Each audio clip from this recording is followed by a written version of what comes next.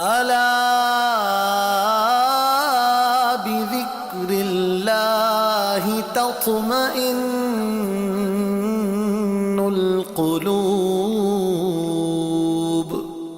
سن لو، اللہ کی یاد ہی سے دل چین پاتے ہیں. نحمدہ ونصلی علی رسولہ النبی الکریم الامین. اما بعد فاعوذ باللہ السمیع العلیم من الشیطان الرجیم. بسم اللہ الرحمن الرحیم. قال اللہ تبارک و تعالی فی القرآن الحکیم. ان اللہ وملائکتہ یصلون علی النبی یا ایہا الذین آمنوا صلوا علیہ وسلموا تسلیما. الصلاۃ والسلام علیک یا رسول اللہ. الصلاۃ والسلام علیک یا نبی اللہ. الصلاۃ والسلام علیک یا شفیع المذنبین وعلی آلک واصحابک یا رحمۃ للعالمین. اللہ وحدہ لا شریک جل جلالہ کی حمد و ثنا. سرور کونین نبی مکرم وجہ تخلیق کائنات جان رحمت حضرت محمد مصطفیٰ صلی اللہ علیہ وسلم اور آپ کے جمیع آل و اصحاب کی بارگاہ ناز میں درود و سلام کے نذرانوں کے بعد، سامعین ذی وقار، اللہ تبارک و تعالیٰ کے فضل و کرم سے تفسیر اعجاز القرآن کے سلسلے میں ہم آپ کی بارگاہ میں آج سورہ بقرہ کے 6 رکوع کی تفسیر کے سلسلے میں اپنی معروضات پیش کریں گے. بسم اللہ الرحمن الرحیم. یا بنی اسرائیل اذکروا نعمتی التي انعمت علیکم وانی فضلتکم علی العالمین.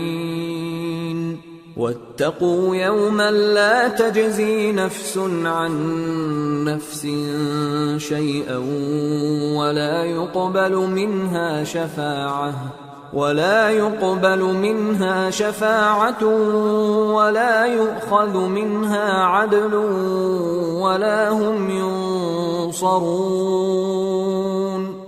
وَإِذْ نَجَّيْنَاكُمْ مِنْ آلِ فِرْعَوْنَ يَسُومُونَكُمْ سُوءَ الْعَذَابِ يُذَبِّحُونَ أَبْنَاءَكُمْ وَيَسْتَحْيُونَ نِسَاءَكُمْ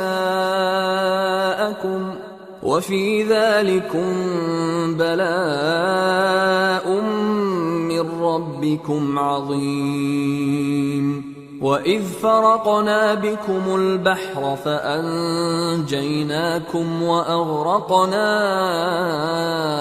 آلَ فِرْعَوْنَ وَأَنْتُمْ تَنْظُرُونَ. وَإِذْ وَاعَدْنَا مُوسَىٰ 40 لَيْلَةً ثُمَّ اتَّخَذْتُمُ الْعِجْلَ مِن بَعْدِهِ وَأَنْتُمْ ظَالِمُونَ. ثُمَّ عَفَوْنَا عَنْكُمْ مِن بَعْدِ ذَلِكَ لَعَلَّكُمْ تَشْكُرُونَ. وَإِذْ آتَيْنَا مُوسَى الْكِتَابَ وَالْفُرْقَانَ لَعَلَّكُمْ تَهْتَدُونَ. وَإِذْ قَالَ مُوسَى لِقَوْمِهِ يَا قَوْمِ إِنَّكُمْ ظَلَمْتُمْ أَنفُسَكُمْ بِاتِّخَاذِكُمُ الْعِجْلَ فتوبوا إلى بارئكم فاقتلوا أنفسكم ذلكم خير لكم عند بارئكم فتاب عليكم إنه هو التواب الرحيم. وَإِذْ قُلْتُمْ يَا مُوسَىٰ لَن نُّؤْمِنَ لَكَ حَتَّىٰ نَرَى اللَّهَ جَهْرَةً فَأَخَذَتْكُمُ الصَّاعِقَةُ وَأَنتُمْ تَنظُرُونَ. ثم بعثناكم من بعد موتكم لعلكم تشكرون وظللنا عليكم الغمام وأنزلنا عليكم المن والسلوى كلوا من طيبات ما رزقناكم وما ظلمونا ولكن كانوا أنفسهم يظلمون وَإِذْ قُلْنَا ادْخُلُوا هَٰذِهِ الْقَرْيَةَ فَكُلُوا مِنْهَا حَيْثُ شِئْتُمْ رَغَدًا وَادْخُلُوا الْبَابَ سُجَّدًا وَقُولُوا حِطَّةٌ نَّغْفِرْ لَكُمْ خَطَايَاكُمْ وَسَنَزِيدُ الْمُحْسِنِينَ فبدل الذين ظلموا قولا غير الذي قيل لهم فأنزلنا على الذين ظلموا رجزا من السماء بما كانوا يفسقون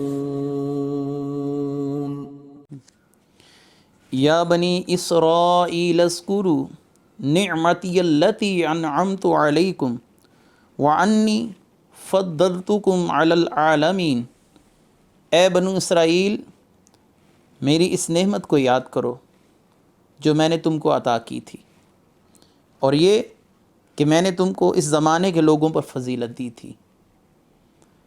قرآن کریم فرقان حمید کہ اسی تسلسل کو برقرار رکھتے ہوئے اللہ تبارک و تعالی نے پچھلی آیات مبارکہ میں بنی اسرائیل پر اپنے چند انعامات کا ذکر فرمایا،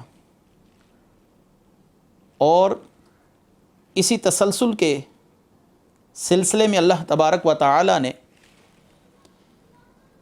اسی قوم پر اپنے ایک احسان کا مزید ذکر فرمایا کہ اے بنی اسرائیل میں نے تمہیں تمام جہانوں پر فضیلت عطا فرمائی۔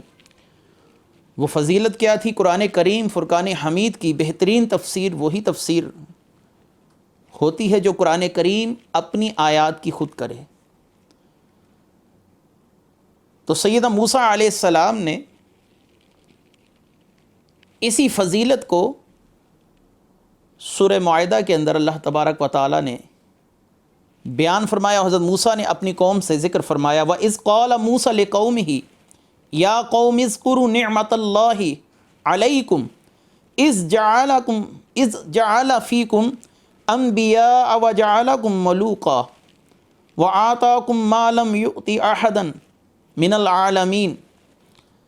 اور یاد کیجیے جب موسیٰ نے اپنی امت سے کہا اے میری امت اللہ کی وہ نعمتیں یاد کرو جو اس نے تم کو عطا فرمائیں جب اس نے تم میں انبیاء بنائے اور تم کو بادشاہ بنایا اور تمہیں وہ کچھ دیا جو اس زمانے میں سارے جہانوں میں کسی کو عطا نہیں فرمایا۔ اب اس آیت مبارکہ کی تفسیر میں اللہ تبارک و تعالی کے اس قول پر اللہ تبارک و تعالی کی اس بات پر کہ اللہ نے فرمایا کہ تمہیں تمام جہانوں پر فضیلت عطا فرمائی، تو سامعین کے ذہن میں یہ سوال ضرور پیدا ہوگا کہ قرآن کریم فرقان حمید میں امت محمدیہ کو تمام امتوں پر فوقیت اور سبقت عطا فرمائی گئی، اور اس امت کو نبی کریم صلی اللہ علیہ وسلم کی احادیث مبارکہ کی روشنی کی تصریحات میں اور قرآن کریم کی آیات مبارکہ کی روشنی میں سب سے افضل جانا گیا اور بیان کیا گیا۔ اللہ نے سورہ ال عمران آیت مبارکہ 110 کے اندر ارشاد فرمایا کنتم خیر امۃ، تم ان امتوں میں سب سے بہترین امت ہو۔ تو بظاہر بنی اسرائیل کو اللہ تبارک و تعالی نے جو فرمایا کہ میں نے تمہیں تمام عالمین پر فضیلت عطا فرمائی، اور دوسرے مقام پر اللہ تبارک و تعالی نے امت محمدیہ کی علی الاطلاق فضیلت کا بیان فرمایا، تو اب ان دونوں آیات مبارکہ میں تطبیق کیسے دی جائے گی؟ تو وہ یوں ہے کہ سیدنا موسیٰ علیہ السلام کی قوم کی جو فضیلت ہے وہ اس زمانے کی امتوں پر ہے، اور نبی کریم صلی اللہ علیہ وآلہ وسلم کی امت کی فضیلت تمام امتوں پر علی الاطلاق بیان کی گئی۔ اور دوسری بات، نبی کریم صلی اللہ علیہ وآلہ وسلم کی اس امت کی فضیلت احادیث مبارکہ میں واضح طور پر آپ صلی اللہ علیہ وآلہ وسلم نے ارشاد فرمائی، اور نبی کریم صلی اللہ علیہ وآلہ وسلم سے بیان کردہ احادیث کا خلاصہ بھی یہی ہے کہ یہ امت قیامت تک آنے والی تمام امتوں پر سبقت اور فوقیت رکھتی ہے۔ بسا اوقات قرآن کریم میں ایک آیت مبارکہ کے بیان سے نتیجہ اخذ نہیں کیا جا سکتا جب تک ہم پورے قرآن کریم کا تفصیلی مطالعہ نہ کر لیں اور قرآن کریم کی ایک آیت کی تفسیر دیگر آیات مبارکہ کی روشنی میں بیان نہ کر لیں۔ اگر آپ ایک ہی آیت مبارکہ کو اپنی من چاہی تعویل اور تفسیر کو لے کر ساتھ بیان کریں گے تو اس سے ممکن ہے کہ کوئی اور آیات مبارکہ کی تکذیب لازم آئے یا دیگر آیت مبارکہ سے اس کا تعارض لازم آئے۔ تو یہ نعمتیں ان مخاطبین کے حق میں اس لیے بھی نعمت ہیں، اور یہ خطاب نبی کریم صلی اللہ علیہ وسلم کی امت کے یہود سے کیا گیا، حالانکہ یہ انعام ان کے آباء و اجداد پر کیا گیا۔ تو آباء و اجداد کی فضیلتیں اولاد کے حق میں بھی موجب شرف ہوا کرتی ہیں۔ تو اللہ تبارک و تعالی نے بنی اسرائیل کو اپنی نعمتیں یاد دلا کر نبی کریم صلی اللہ علیہ وسلم اور قرآن کریم پر ایمان لانے کی دعوت دی، اور دوسری آیت مبارکہ جو اس سے متصلاً اللہ تبارک و تعالی نے بیان فرمائی، اس کے اندر اللہ تبارک و تعالی نے کیا ارشاد فرمایا؟ وَاتَّقُوا يَوْمًا لَا تَجْزِي نَفْسٌ عَن نَفْسٍ شَيْئًا وَلَا يُقْبَلُ مِنْهَا شَفَاعَةٌ وَلَا يُؤْخَذُ مِنْهَا عَدْلٌ وَلَا هُمْ يُنصَرُونَ۔ اور ڈرو اس دن سے جب نہ بدلہ دے سکے گا کوئی شخص کسی کا کچھ بھی، اور نہ قبول کی جائے گی اس کے لیے سفارش، اور نہ لیا جائے گا اس کا کوئی معاوضہ، اور نہ وہ مدد کیے جائیں گے۔ اس آیت مبارکہ میں بنی اسرائیل کے ذہنوں میں جو ایک غلط فہمی تھی اس کو دور کیا گیا کہ اگر تم اپنی اسی فضیلت کے نظریے کو ذہنوں میں رکھ کر نبی کریم صلی اللہ علیہ وسلم کی اطاعت سے بغاوت اختیار کرتے ہو اور قرآن کریم کی تکذیب کرتے ہو، تو پھر تمہیں یہ فضیلت کوئی فائدہ نہ دے سکے گی، کیونکہ نبی کریم صلی اللہ علیہ وآلہ وسلم اور قرآن کریم ان دونوں پر ایمان لانا تمہارے انبیاء علیہم السلام کی شریعتوں میں تم سے عہد کی صورت میں لیا گیا۔ اور یہاں پر اس آیت مبارکہ کی روشنی میں کچھ لوگوں نے عقیدہ شفاعت کا ہی انکار کر دیا۔ قیامت کے دن کوئی کسی کی شفاعت نہیں کر سکے گا، نہ ہی کسی کی شفاعت قبول کی جائے گی، کیونکہ اللہ تبارک و تعالی نے فرمایا ڈرو اس دن سے جس دن نہ بدلہ دے سکے گا کوئی شخص کسی کا کچھ بھی، اور نہ قبول کی جائے گی اس کے لیے سفارش۔ تو اس آیت مبارکہ پر میں کچھ تفصیلی کلام کرنا چاہوں گا۔ قرآن کریم فرقان حمید میں جہاں پر بھی شفاعت کی نفی کی گئی تو اس شفاعت سے مراد زور زبردستی کی شفاعت یا بتوں کی شفاعت مراد لی گئی، اور جس جگہ پر شفاعت کا اثبات کیا گیا وہاں پر اہل اللہ، انبیاء علیہم السلام، اولیاء کرام، علماء کرام یا دیگر صالحین اور مقربین بارگاہ لم یزل ان کی شفاعت کا اثبات کیا گیا کہ یہ لوگ اللہ کے اذن سے شفاعت کریں گے۔ اس پر میں آپ کے سامنے قرآن کریم فرقان حمید کی کچھ آیات مبارکہ پیش کرتا ہوں تاکہ آپ کو عقیدہ شفاعت سمجھنے میں آسانی رہے۔ اللہ تبارک و تعالی نے کفار کے اس خیال اور اس عقیدے کا رد فرمایا کہ ہمارے بت اللہ کی بارگاہ میں شفاعت کریں گے، اور یہ شفاعت ایک برابر کے شخص والی شفاعت کے مشابہ ہے۔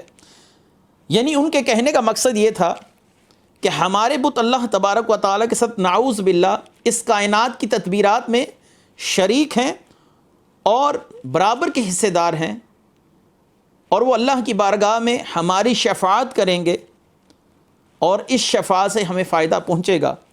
اللہ تبارک و تعالیٰ نے کفار کے حق میں فرمایا سورہ مدثر آیت نمبر 48، فما تنفعهم شفاعت الشافعین، بس نہ نفع دے گی ان کو شفاعت کرنے والوں کی شفاعت۔ اور دوسرے مقام پر اللہ تبارک و تعالیٰ نے کفار کے لیے فرمایا ام اتخذوا من دون اللہ شفعاء، کیا کافرون اللہ کے مقابلے میں سفارشی بنا رکھے ہیں؟ اور جس جگہ پر شفاعت کا اثبات ہے وہاں پر باذن اللہ شفاعت، اور اہل اللہ کو جو اللہ کی بارگاہ میں مقام وجاہت حاصل ہے اور ان کو جو اللہ کی بارگاہ میں مقام قرب حاصل ہے،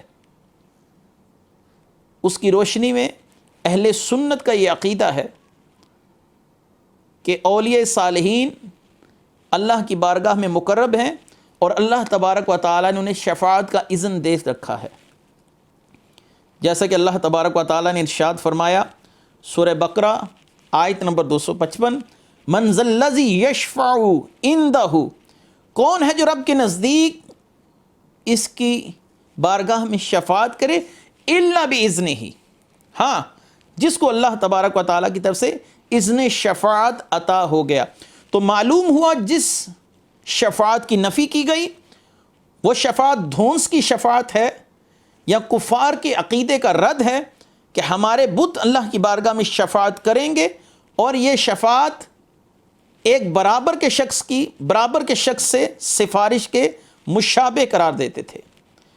اور اللہ تعالیٰ نے سورہ مریم آیت نمبر 87 کے اندر ارشاد فرمایا لا یملکون الشفاعۃ الا من اتخذ عند الرحمن عہدا، یہ لوگ شفاعت کے مالک نہیں سوا ان کے جنہوں نے رب کے نزدیک عہد لے لیا ہے۔ اور اللہ تعالیٰ نے سورہ انبیاء آیت نمبر 28 کے اندر ارشاد فرمایا وَلَا يَشْفَعُونَ إِلَّا لِمَنِ ارْتَضَىٰ، یہ حضرات شفاعت نہ کر سکیں گے مگر جس سے ان کا رب راضی ہو گیا۔ اور سورہ طٰہٰ آیت نمبر 109 کے اندر اللہ تبارک و تعالیٰ نے ارشاد فرمایا لا تنفع الشفاعۃ الا من اذن له الرحمن، شفاعت نہ نفع دے گی مگر ان کو جس کے لیے رب نے اجازت دی۔ تو معلوم ہوا کہ شفاعت باذن اللہ کی نفی نہیں ہے، اس شفاعت کی نفی ہے جو کفار نے خود ساختہ عقیدہ اپنے ذہنوں کے اندر گھڑ رکھا تھا اور اپنے بتوں کو اللہ کی بارگاہ میں شفیع تصور کرتے تھے اور کہا کرتے تھے ما نعبدہم، ہم اپنے بتوں کی پرستش نہیں کرتے الا لیقربونا الی اللہ زلفیٰ، اس لیے کہ مگر یہ ہمیں اللہ کے قریب کر دیں۔ وہ عبادت کرتے تھے اپنے بتوں کی، اور یہ ان کی خود ساختہ عقیدہ تھا کہ یہ بھی اللہ کی بارگاہ میں ہماری شفاعت کا حق رکھتے ہیں۔ اور بندہ مومن الحمدللہ رسول اللہ صلی اللہ علیہ وسلم کی احادیث کی روشنی میں یہ عقیدہ رکھتا ہے کہ قیامت کے دن نبی کریم صلی اللہ علیہ وسلم کو مقام محمود عطا فرمایا جائے گا۔ یہی وہ مقام ہے جس پر آپ صلی اللہ علیہ وسلم کو شفاعت کا اذن عطا فرما دیا جائے گا، اور اس پر کثیر احادیث کتب احادیث میں موجود ہیں، جن میں سے کچھ میں آپ کے سامنے پیش کرتا ہوں کہ نبی کریم صلی اللہ علیہ وآلہ وسلم شفاعت کبریٰ فرمائیں گے، اور اس کے بعد نبی کریم صلی اللہ علیہ وآلہ وسلم کے طفیل، آپ کی امت کے علماء، شہداء، حفاظ، اولیاء صالحین یہ بھی شفاعت کریں گے۔ نبی کریم صلی اللہ علیہ وآلہ وسلم کی حدیث مبارکہ، جس کو امام بخاری رحمۃ اللہ علیہ نے اپنی صحیح کے اندر روایت کیا، عن جابر بن عبد اللہ رضی اللہ عنہما ان النبی صلی اللہ علیہ وسلم قال اوتیت خمسا لم یعطہن احد قبلی نصرت بالرعب مسیرۃ شہر وجعلت لی الارض مسجدا وطہورا فأیما رجل من امتی ادرکتہ الصلاۃ فلیصلی وأحلت لی المغانم ولم تحل لأحد قبلی وأوتیت الشفاعۃ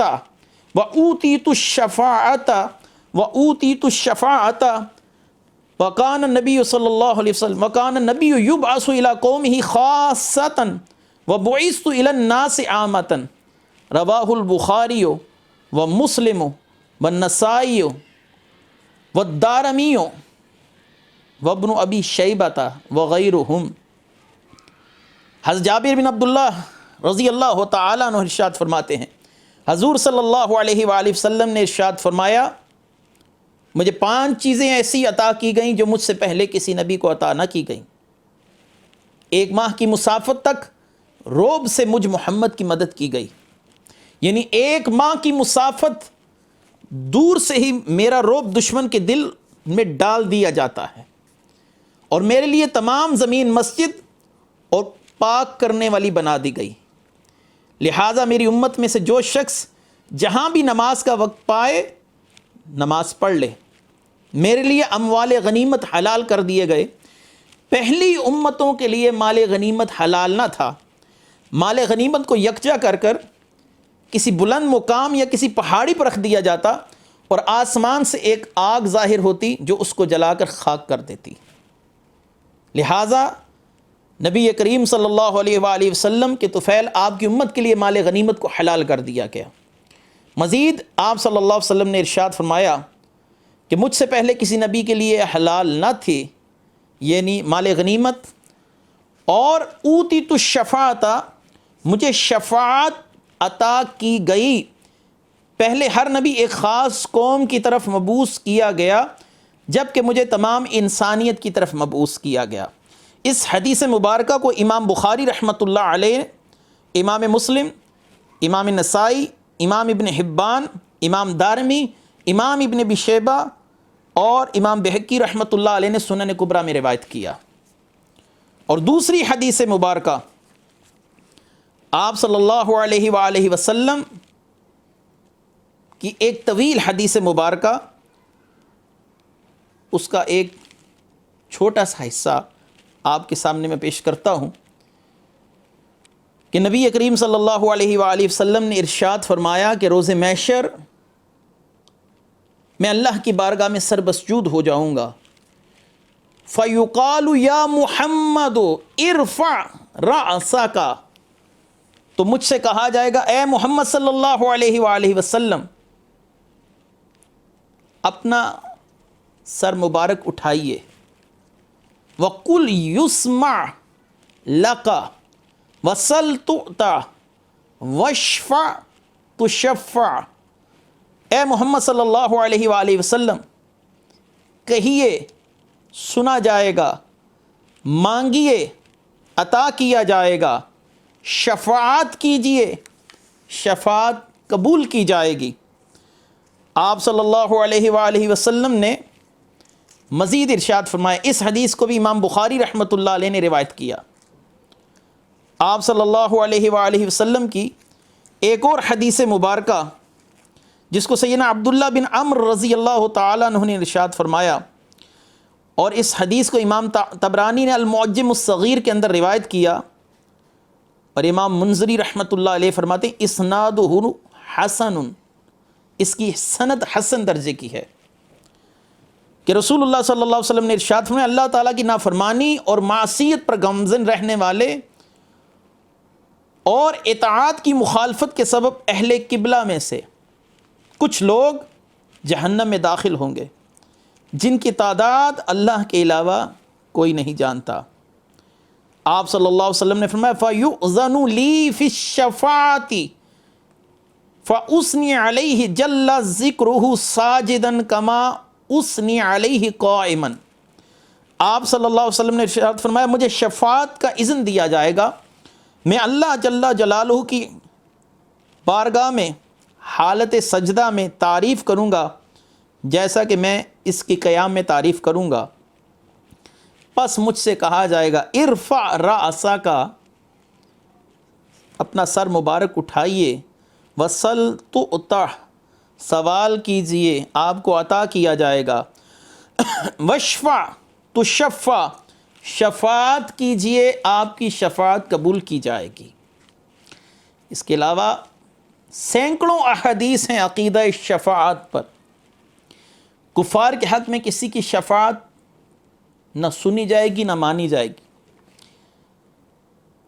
اہل اسلام اہل ایمان کی شفاعت نبی کریم صلی اللہ علیہ وآلہ وسلم، صالحین اور دیگر مقربین بارگاہ لم یزل کریں گے۔ اس شفاعت کا فائدہ ان کو یہ ہوگا کہ ان میں سے کچھ کو بلا حساب جنت میں داخل کیا جائے گا اور کچھ کے عذاب میں تخفیف کر دی جائے گی، اور ایک وقت مقرر اور معینہ پر ان کو جنت میں داخل کر دیا جائے گا۔ آپ صلی اللہ علیہ وآلہ وسلم کی ایک اور حدیث مبارکہ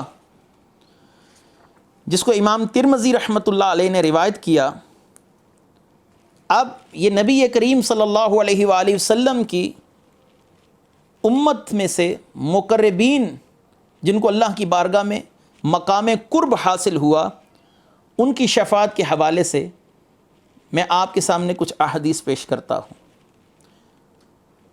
امام حسن بصری رضی اللہ تعالیٰ عنہ ارشاد فرماتے ہیں قال رسول اللہ صلی اللہ علیہ وآلہ وسلم، کہ نبی کریم صلی اللہ علیہ وآلہ وسلم نے ارشاد فرمایا یشفع عثمان بن عفان یوم القیامت بمثل ربیعۃ و مدرہ،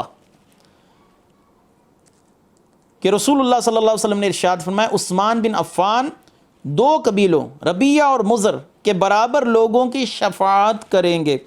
اس حدیث کو امام احمد بن حنبل نے اپنی فضائل صحابہ میں، اور امام ترمذی نے اپنی سنن میں، اور امام آجری نے الشریعہ کے اندر روایت کیا۔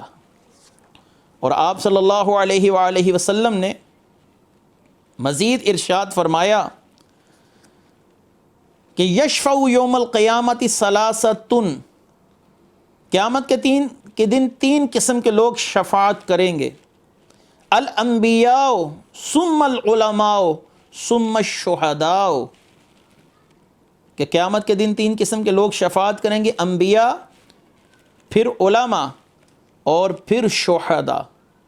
اس حدیث کو امام ابن ماجہ نے اپنی سنن میں کتاب الزہد کے اندر روایت کیا، اور خطیب بغدادی نے تاریخ بغداد کے اندر، اور امام آجری نے الشریعہ کے اندر اس کو روایت کیا۔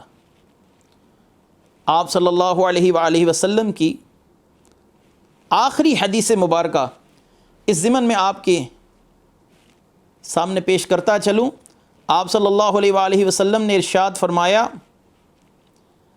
ان من امتی من يدخل الجنۃ بشفاعتہ اکثر من مدرہ وان من امتی من یعظم للنار حتی یکون احدا زوایاہا او کما قال رسول اللہ صلی اللہ علیہ وسلم۔ آپ نے فرمایا میری امت کے ایک شخص کی شفاعت کے سبب قبیلہ مضر سے زیادہ لوگ جنت میں داخل ہوں گے، اور بے شک ایک ایسا امتی بھی ہوگا جو اپنے گناہوں کے سبب دوزخ کے لیے اتنا بڑا ہو جائے گا کہ اس کا ایک کونا محسوس ہوگا۔ یعنی تمام احادیث مبارکہ کا مجموعہ اس طرف واضح اشارہ کرتا ہے، اور نصوص اس بات پر دلالت کرتی ہیں کہ اللہ کی بارگاہ میں انبیاء علیہم السلام اور پھر ان کے طفیل اور ان کے بعد شہداء اور علماء صالحین یہ شفاعت کریں گے، اور اس شفاعت سے اہل ایمان کو فائدہ بھی ہوگا۔ اگلی آیت مبارکہ وَإِذْ نَجَّيْنَاكُم مِّنْ آلِ فِرْعَوْنَ يَسُومُونَكُمْ سُوءَ الْعَذَابِ يُذَبِّحُونَ أَبْنَاءَكُمْ وَيَسْتَحْيُونَ نِسَاءَكُمْ وَفِي ذَلِكُمْ بَلَاءٌ مِّن رَبِّكُمْ عَظِيمٌ۔ فرعون کے اس ظلم کا ذکر اللہ تبارک و تعالی نے اس آیت مبارکہ میں کیا جو بنی اسرائیل کے لیے قیامت کا منظر تھا، قیامت کی ہولناکیوں سے کم نہ تھا۔ فرعون کو ایک خواب دکھایا گیا اور اس نے خواب دیکھا کہ ایک آگ نے میرے محل کو اپنی لپیٹ میں لے لیا ہے۔ اگرچہ مختلف تفاسیر نے اس خواب کی مختلف نوعیتیں بیان کی، میں نے آپ کے سامنے جو فرعون کے خواب کا ذکر کیا یہ مشہور تفسیر ہے یا مشہور قول ہے جو علماء مفسرین نے اپنی تفاسیر میں نقل کیا۔ فرعون نے اس خواب کی تعبیر جاننے کے لیے مختلف ماہرین سے رابطہ کیا اور انہیں اس خواب کی تعبیر کے متعلق سوال کیا۔ ان ماہرین کا کہنا تو یہ تھا کہ جلد ہی ایک ایسا بچہ اس دنیا میں آنے والا ہے جو تیری بادشاہت کے لیے خطرہ ہوگا اور تیری سلطنت کو ختم کر دے گا اور تیرا تخت تیرے ہاتھ سے جاتا رہے گا۔ فرعون کو یہ خواب پریشان کر رہا تھا، لہٰذا اس نے اس معاملے کا جو حل سوچا وہ یہی تھا، چونکہ وہ بچہ ابھی پیدا نہیں ہوا لہٰذا اس بچے کے آنے سے پہلے ہی کچھ اسباب ایسے پیدا کر دیے جائیں یا کچھ معاملات ایسے کر دیے جائیں کہ بنی اسرائیل میں اس بچے کی ولادت کے تمام معاملات ختم ہو جائیں، نہ وہ بچہ آئے گا نہ ہی میری سلطنت کو خطرہ ہوگا۔ اللہ تبارک و تعالی نے اسی معاملے کا ذکر سورہ القصص آیت نمبر 4 میں بھی فرمایا، بے شک فرعون نے زمین میں سرکشی کی اور اس نے اہل زمین میں الگ الگ گروہ کر کے ان میں ایک گروہ کو کمزور کر رکھا تھا، یعنی بنی اسرائیل کی طرف اشارہ ہے، اور ان کے بیٹوں کو ذبح کرتا تھا اور ان کی عورتوں کو زندہ چھوڑ دیتا تھا۔ فرعون اصل میں مصر کے بادشاہ کا لقب تھا، جیسے روم کے بادشاہ کا لقب کیسر ہوتا تھا اور فارس کے بادشاہوں کا لقب کسریٰ اور یمن کے بادشاہوں کا لقب تبہ اور حبشہ کے بادشاہ کا لقب نجاشی تھا اور ترک کے بادشاہ کا لقب خاقان اور مسلمانوں کے بادشاہوں کا لقب سلطان ہوا کرتا تھا۔ اس کا اصل نام ولید بتایا جاتا ہے کہ اس کا نام ولید تھا اور یہ مصر کا بادشاہ تھا۔ یہ اس خواب کے بعد کافی پریشان تھا تو اس نے حل یہ تلاش کیا کہ بنی اسرائیل میں پیدا ہونے والے ہر بچے کو ذبح کر دیا جائے تاکہ ممکنہ طور پر مستقبل میں آنے والے تمام خطرات کو ختم کر دیا جائے۔ تو فرعون کی فوج ہر پیدا ہونے والے بچے کو ذبح کر دیتی تھی اور ان کی بیٹیوں کو زندہ رکھتی تھی۔ فرعون کی کابینہ اور فرعون کے مقربین نے فرعون کو مشورہ دیا کہ بنی اسرائیل کے بوڑھے تو ویسے ہی طبی موت مر رہے ہیں اور ان کے بچوں کو ہم ذبح کر رہے ہیں، اور اگر یہی صورتحال رہی تو کل ہمارے لیے غلامی کرنے والے لوگ ختم ہو جائیں گے، ہم کن لوگوں پر حکمرانی کریں گے؟ کن سے اپنے امور پورے کروائیں گے؟ تو لہٰذا فرعون نے پھر حکم دیا کہ اب 1 سال بچوں کو زندہ رکھا جائے اور دوسرے سال بچوں کو ذبح کیا جائے۔ لہٰذا حضرت ہارون علیہ السلام جو سیدنا موسیٰ علیہ السلام سے عمر میں بڑے تھے، ان کی ولادت اس سال ہوئی جس سال بچوں کو زندہ رکھا جاتا تھا، اور حضرت موسیٰ علیہ السلام آپ کی ولادت اس سال ہوئی جس سال بچوں کو ذبح کیا جاتا تھا۔ جب حضرت موسیٰ علیہ السلام کی ولادت ہوئی تو آپ کی والدہ کو کافی پریشانی لاحق ہوئی۔ آپ کی والدہ نے آپ کو بچانے کی ہر ممکنہ کوشش کی، لیکن اختصاراً عرض کروں کہ موسیٰ علیہ السلام کی موجودگی کا علم فرعون کی فوج کو ہو چکا تھا۔ انہوں نے حضرت موسیٰ علیہ السلام کی والدہ یوحائز جس گھر میں رہائش رکھی ہوئی تھی اس گھر پر انہوں نے چھاپا مارا تاکہ حضرت موسیٰ علیہ السلام کو حاصل کیا جا سکے اور ان کو ذبح کیا جا سکے۔ اللہ تبارک و تعالی نے آپ کی حفاظت فرمائی۔ آپ کی بہن مریم نے آپ کو اٹھا کر ایک جلتے ہوئے تندور کے اندر پھینک دیا۔ فرعون کی فوج گھر کی تلاشی لیتی رہی، حضرت موسیٰ علیہ السلام ان کو نہ ملے۔ جب فوج فراغت پا کر جا چکی تو آپ کی بہن حضرت مریم، انہوں نے اور آپ کی والدہ یوحائز نے جلتے ہوئے تندور کے اندر دیکھا تو حضرت موسیٰ علیہ السلام کو صحیح سلامت پایا، اور وہ حضرت موسیٰ علیہ السلام کی اس حالت کو دیکھ کر حیران ہو گئیں۔ اللہ تبارک و تعالی نے حضرت موسیٰ علیہ السلام کی حفاظت فرمائی۔ سیدنا موسیٰ علیہ السلام کی والدہ اس بات پر کافی پریشان تھی کہ میں اپنے بیٹے کو کب تک ان لوگوں کے شر سے بچاؤں گی۔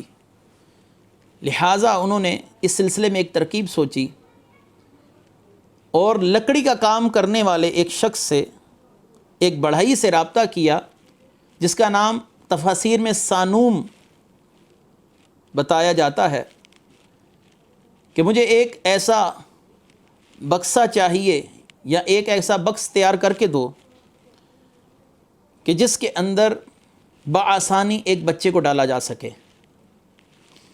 سانوم نے سیدہ یوحائز کے کہنے پر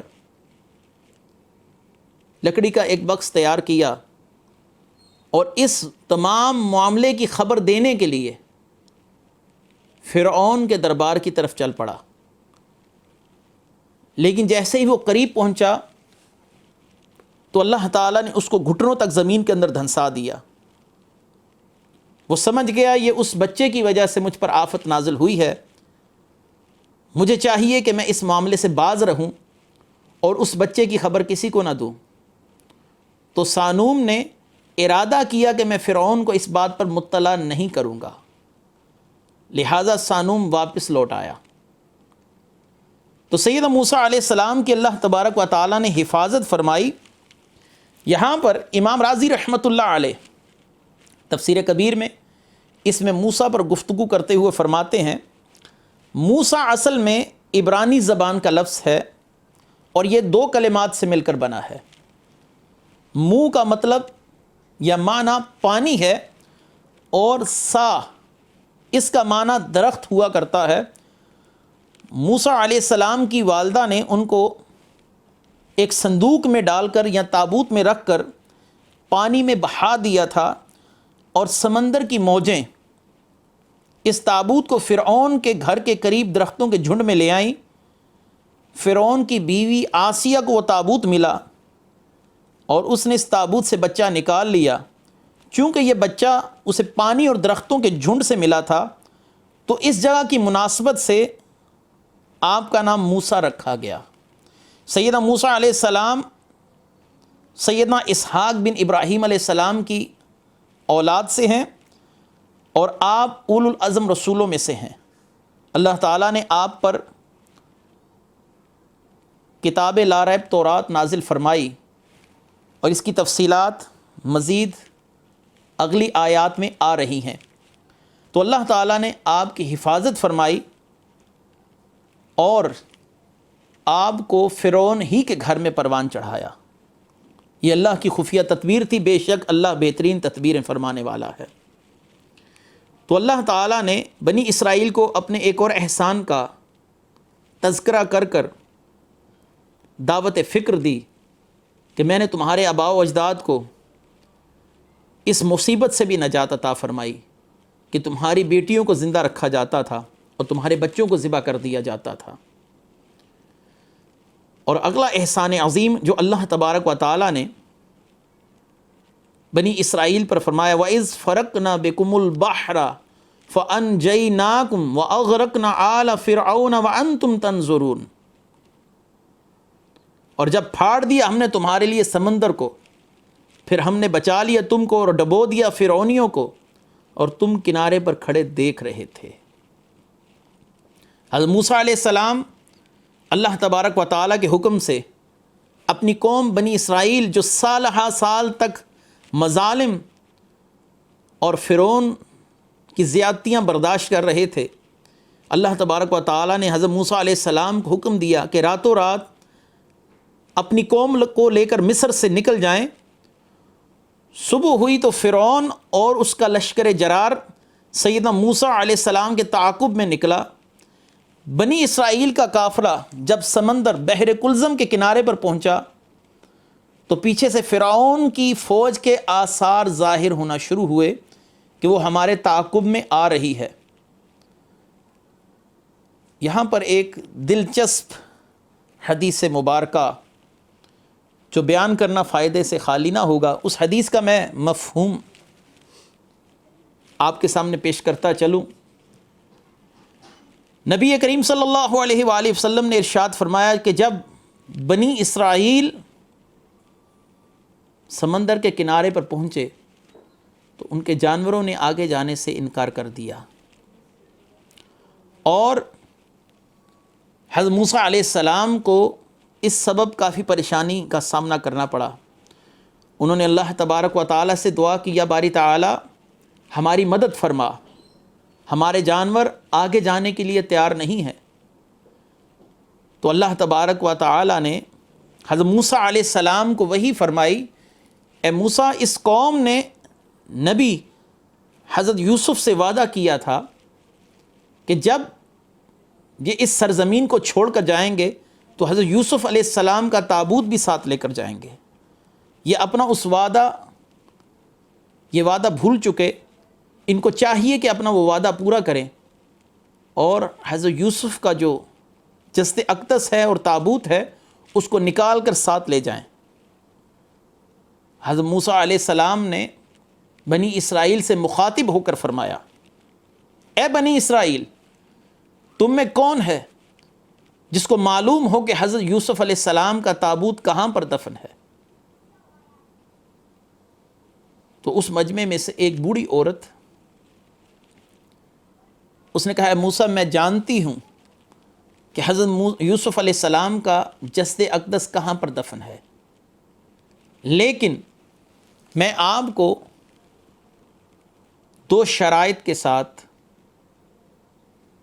یہ بتانے پر آمادہ ہوں گی کہ آپ میری وہ 2 شرطیں قبول فرمائیں گے اور مجھے ضمانت دیں گے کہ میری وہ 2 باتیں پوری کی جائیں گی۔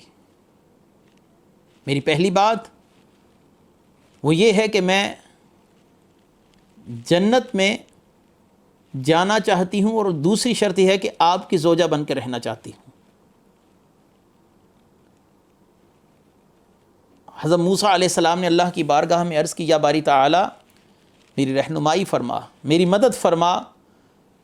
اللہ تبارک و تعالیٰ نے ارشاد فرمایا، اے موسیٰ، جو یہ عورت مانگتی ہے اسے عطا فرما دے۔ سبحان اللہ، یہ ثابت ہوا کہ اللہ تبارک و تعالیٰ کے اذن سے اللہ تعالیٰ کے محبوب بندے لوگوں کو جنتیں بھی عطا فرماتے ہیں۔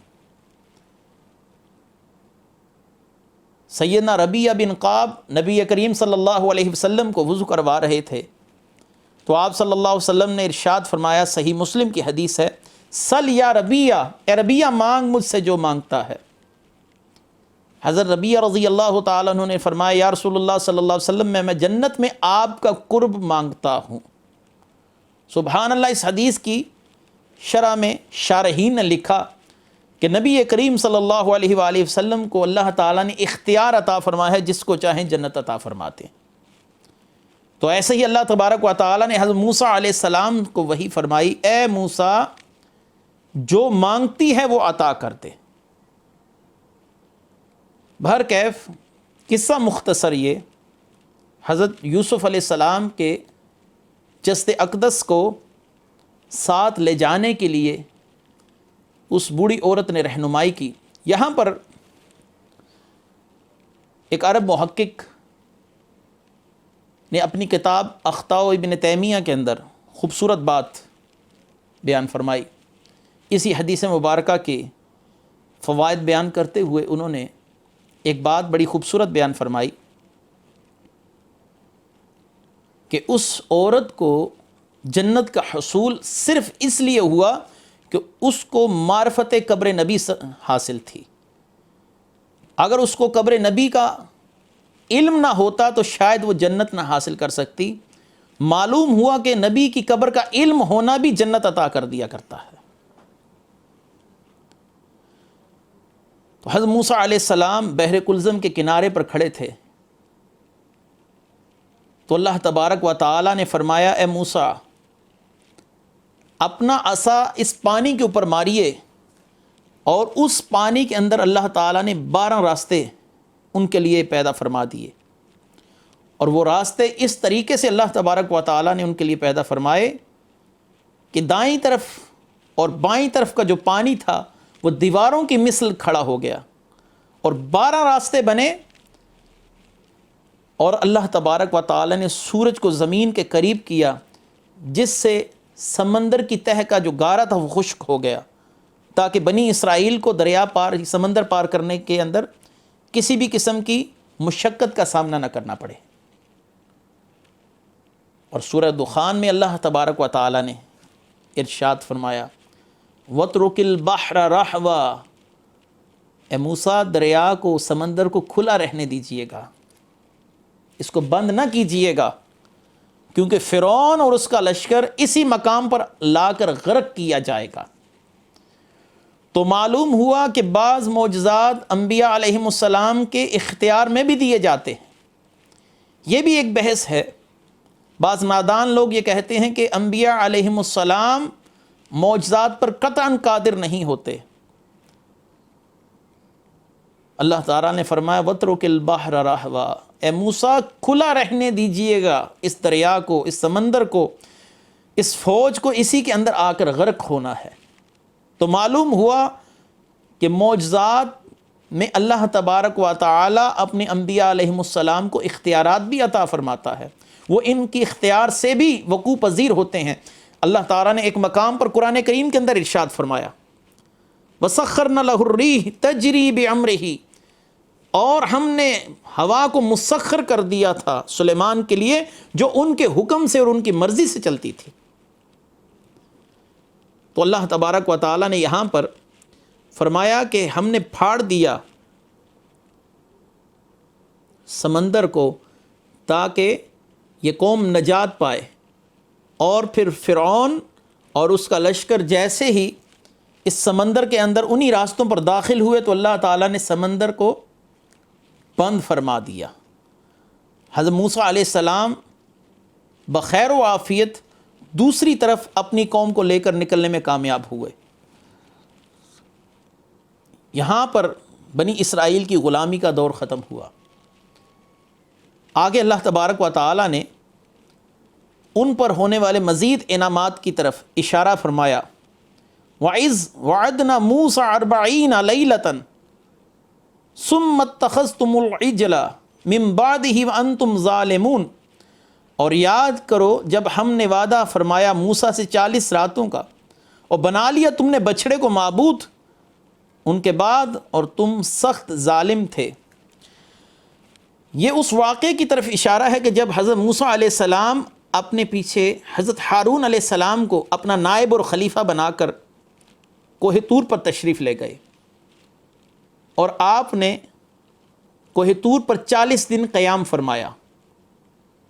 ان 40 دنوں میں ایک شخص سامری نے سونے کا ایک بچھڑا تیار کیا، اور اس کے منہ میں حضرت جبریل علیہ السلام کے گھوڑے کے ٹاپوں کی جو مٹی تھی، ان کے سموں سے جو مٹی ٹکرائی تھی، اس مٹی کو اس بچھڑے کے منہ میں ڈال دیا، جس سے وہ بچھڑا آواز دینے لگا، گفتگو کرنے لگا، کلام کرنے لگا۔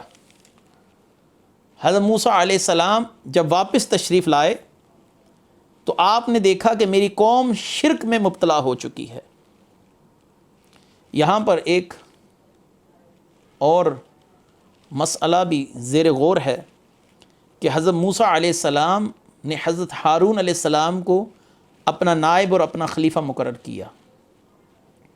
ایسے ہی نبی کریم صلی اللہ علیہ وآلہ وسلم ایک دفعہ مدینہ سے جاتے ہوئے سیدنا علی المرتضیٰ کرم اللہ وجہہ الکریم کو اپنا نائب بنا کر تشریف لے کر گئے اور فرمایا انت منی بمنزلت ہارون، کہ اے علی آپ کی مجھ سے وہی نسبت ہے، وہی تعلق ہے جو ہارون کو موسیٰ سے تھا۔ حضرت موسیٰ اپنے پیچھے اپنی امت کے لیے حضرت ہارون کو اپنا نائب بنا کر گئے، اور اہلیان مدینہ کے لیے نبی کریم صلی اللہ علیہ وسلم حضرت علی رضی اللہ تعالیٰ عنہ کو اپنا نائب بنا کر گئے۔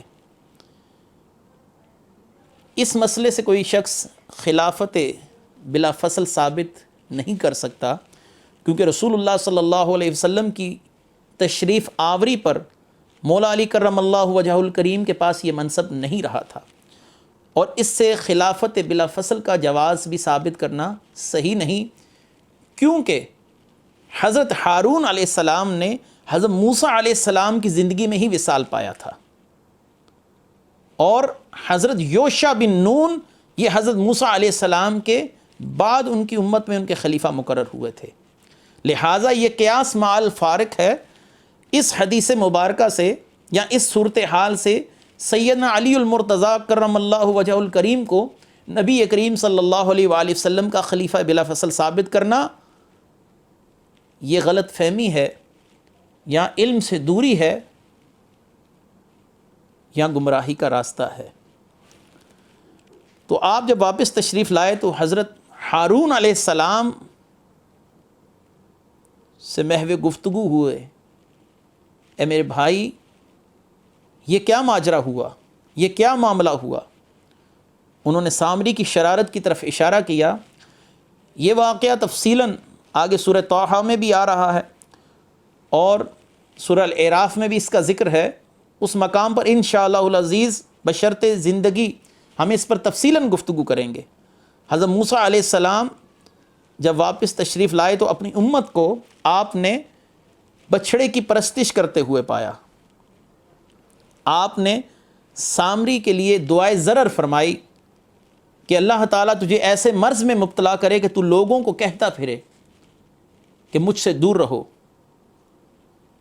بقول بعض مفسرین وہ ایک ایسے بخار میں مبتلا ہوا جو اس کو چھوتا تھا وہ بھی اس بخار میں مبتلا ہو جاتا تھا، یا بقول بعض مفسرین اس کو کوڑھ یعنی برس کی بیماری لاحق ہو گئی تھی۔ تو اللہ تبارک و تعالی نے بنی اسرائیل کے اس ظلم کا ذکر فرمایا، یہ ظلم عظیم ہے، وَأَنْتُمْ ظَالِمُونَ، اور تم سخت ظالم تھے، کیونکہ شرک ظلم عظیم ہے۔ حضرت لقمان نے اپنے بیٹے سے فرمایا تھا یا بنی لا تشرک ان الشرک لظلم عظیم، اے میرے بیٹے شرک نہ کرنا، شرک بہت بڑا ظلم ہے، شرک اللہ تعالیٰ معاف نہیں فرماتا۔ اس قوم نے شرک کیا اور سامری سے کہا کہ ہمیں ویسا ہی خدا بنا دے جیسے کہ موسیٰ کا خدا ہے، اور اس قوم پر پھر اللہ تبارک و تعالیٰ نے عذاب مسلط کیا۔ ان کے اپنے عزیز و اقربا کو حکم دیا گیا کہ وہ اپنے ان عزیز و اقربا کو اپنے ہاتھوں سے قتل کریں جنہوں نے حضرت موسیٰ علیہ السلام کی غیر موجودگی میں بچھڑے کی پرستش کی، بچھڑے کی پوجا کی، اور ایک کثیر تعداد، ایک بہت بڑی تعداد کا قتل کیا گیا، جس کی تعداد مفسرین کرام نے 70,000 کے لگ بھگ بیان فرمائی کہ 70,000 کے قریب لوگ قتل کیے گئے۔ لیکن یہ قوم اپنی ان بد اعتقادیوں سے اور نبیوں کی نافرمانیوں سے باز نہ آئی۔ حضرت موسیٰ علیہ السلام اسی دوران جب آپ واپس تشریف لائے تھے تو آپ نے جلال کے عالم میں حضرت ہارون علیہ السلام کے ساتھ کچھ سختی والا معاملہ فرمایا۔ تو یہ معاملہ ایک نبی کا ایک نبی سے معاملہ ہے، اس پر ہم اپنی زبانوں کو بند رکھتے ہیں۔ بڑوں کے معاملات میں اس لیے خاموشی کا حکم دیا گیا، ایسے ہی علماء کرام نے مشاجرات صحابہ میں خاموشی کا حکم ارشاد فرمایا۔ تمام علماء کرام اور شارحین حدیث، مفسرین عظام اس بات پر متفق ہیں کہ ایسے معاملات میں اپنی زبانیں بند رکھی جائیں گی اور اکابرین کے واقعات کو کسی ایسی وجہ پر محمول کیا جائے گا جس سے ان کی عزت، شان، رفعت، بلندی میں کوئی فرق نہ آئے۔ قرآن کریم فرقان حمید کی تفسیر کے سلسلے میں یہ 6واں رکوع، اس کی تفسیر ابھی جاری ہے۔ انشاءاللہ العزیز ہم اگلے درس میں اس رکوع کی تفسیر کو مکمل فرمائیں گے۔ وآخر دعوانا الحمد للہ رب العالمین۔